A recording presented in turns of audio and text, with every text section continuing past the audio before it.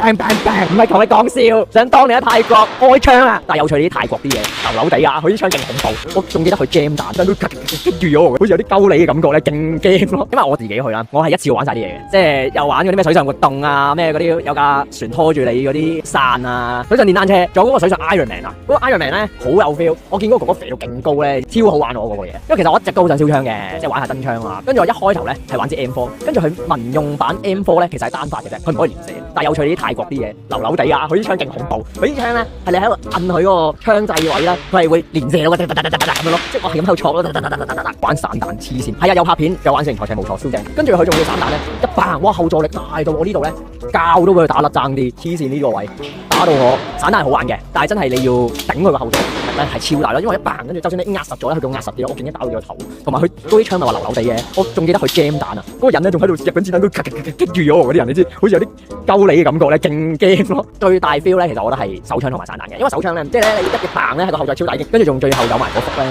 嗰張成績表，散彈係最癲咯，散彈係成張係碎，好似餅乾碎咁粉碎咗咁樣打落去。ATV 咯，嗰啲沙漠電單車咧，你仲要可以攞嚟咧，比住有咧喺啲沙地上面少甩尾嘅，超好玩。勁想去泰國玩，但係而家唔敢。